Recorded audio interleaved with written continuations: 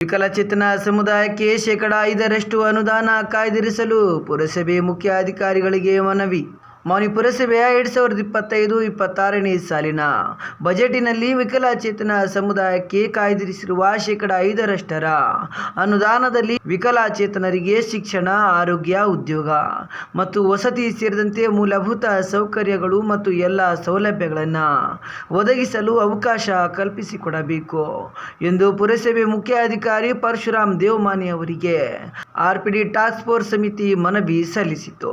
7/6/2019 ತಿಳಿಸಿದಂತೆ ಕ್ರಮವಹಿಸತಕ್ಕದ್ದು ಎಂದು ಸ್ಪಷ್ಟ ನಿರ್ದೇಶನವನ್ನು ನೀಡಲಾಗಿದೆ. ಸಾಧನೆ ಸುತ್ತಲಿನ ವಿಕಲಚೇತನ ಶಿಕ್ಷಣ, ಆರೋಗ್ಯ, ಉದ್ಯೋಗ, ವಸತಿ ಸೇರಿದಂತೆ ಮೂಲಭೂತ ಸೌಕರ್ಯಗಳ ಸಂಬಂಧಿಸಿದಂತೆ ಎಲ್ಲ ವಿವಿಧ ಸೌಲಭ್ಯ ಒದಗಿಸಲು ಅವಕಾಶವನ್ನು ಕಲ್ಪಿಸಿಕೊಡಲಾಗಿದೆ. ಮುಂದುವರೆದು ಮೀಸಲಿರುವ ಅನುದಾನದಲ್ಲಿ ಒಂದು ವೇಳೆ ಸಮುದಾಯ ಆಧಾರಿತ ಕಾರ್ಯಕ್ರಮಗಳ ಅವಶ್ಯಕತೆ ಇಲ್ಲದೆ ವೈಯಕ್ತಿಕ ಫಲಾನುಭವಿಗಳು ಲಭ್ಯವಿದ್ದರೆ ಕೌನ್ಸಿಲಿಂಗ್ ನಡವಳಿಕೆಯೊಂದಿಗೆ ಜಿಲ್ಲಾಧಿಕಾರಿಗಳ ವಿಶೇಷ ಅನುಮತಿಯೊಂದಿಗೆ ಶೇಕಡಾ 100ರಷ್ಟು ಅನುದಾನವನ್ನು ವೈಯಕ್ತಿಕ ಸೌಲಭ್ಯಗಳನ್ನು ಒದಗಿಸಲು ಬಳಸಬಹುದಾಗಿದೆ ಮತ್ತು ಈ ಸುತ್ತಲೇ ಮಾರ್ಗಸೂಚಿ ನಿಗದಿಪಡಿಸದೇ ಇರುವ ಇನ್ನು ಯಾವ ಕೇಂದ್ರ ಸರ್ಕಾರವು 2019ರಲ್ಲಿ ಅನುಷ್ಠಾನಕ್ಕೆ ತಂದಿರುವ ಅಂಗವಿಕಲರ ಹಕ್ಕುಗಳ ಕಾಯ್ದೆಯನ್ನ ಕರ್ನಾಟಕದಲ್ಲಿ 2020ರಲ್ಲಿ ಜಾರಿಗೆ ತರಲಾಗಿದೆ.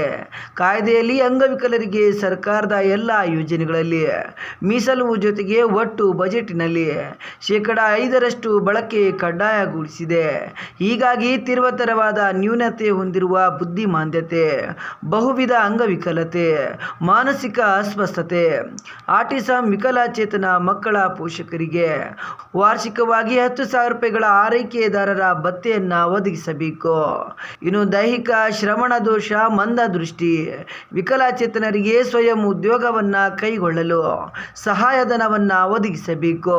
ಇನ್ನು ಡಿಸೆಂಬರ್ ತಿಂಗಳಲ್ಲಿ ವಿಶ್ವಚೇತನರ ದಿನಾಚರಣೆ ಅಂಗವಾಗಿ ಕಾರ್ಯಕ್ರಮಕ್ಕೆ 50,000 ರೂಪಾಯಿಗಳ ಅನುದಾನವನ್ನು ಮೀಸಲಿಡಬೇಕು. ಸೇರಿದಂತೆ ಮಾನ್ಯ ಪುರಸಭೆಯ ಕಾರ್ಯಾಲಯದಲ್ಲಿ ವೈಜ್ಞಾನಿಕ ರ್ಯಾಂಪ್ ವ್ಯವಸ್ಥೆಗೆ ಲಭ್ಯತೆಯ ವ್ಯವಸ್ಥೆಯನ್ನು ಕಲ್ಪಿಸುವುದಕ್ಕೆ ಅಗತ್ಯ ಕ್ರಮಕ್ಕೆ ಮುಂದಾಗಬೇಕು ಎಂದು ಮನವಿಯಲ್ಲಿ ತಿಳಿಸಿದರು. ಮೊಹಮ್ಮದ್ ಜಾಫರ್ ಮಾನ್ವಿ, ಜಿಲ್ಲಾ ಅಧ್ಯಕ್ಷರು, ಆರ್ಪಿಡಿ ಟಾಸ್ಕ್ ಫೋರ್ಸ್ ಸಮಿತಿ ರಾಯಚೂರು. ಹನುಮೇಶ್ ಕಾತರ್ಕಿ, ತಾಲೂಕು ಅಧ್ಯಕ್ಷರು, ಆರ್ಪಿಡಿ ಟಾಸ್ಕ್ ಫೋರ್ಸ್ ಸಮಿತಿ ಮಾನ್ವಿ. ವೆಂಕಟೇಶ್ ನಾಯ್ಕ್, ತಾಲೂಕು ಪ್ರಧಾನ ಕಾರ್ಯದರ್ಶಿ. ಹೊನ್ನರಯ್ಯ, ಹೋಬಳಿ ಘಟಕ ಅಧ್ಯಕ್ಷರು. ದೊಡ್ಡ ನರಸಪ್ಪ, ಸಂಘಟನಾ ಕಾರ್ಯದರ್ಶಿಗಳು ಸೇರಿದಂತೆ ಕೆ ಭಾಷಾ ಖಾನ್, ಸಿ ವೀರೇಶ್, ರೆಹಮತ್ ಖಾನ್, ಮಲ್ಲಿಕಾರ್ಜುನ್ ಇನ್ನಿತರರು ಇದ್ದರು.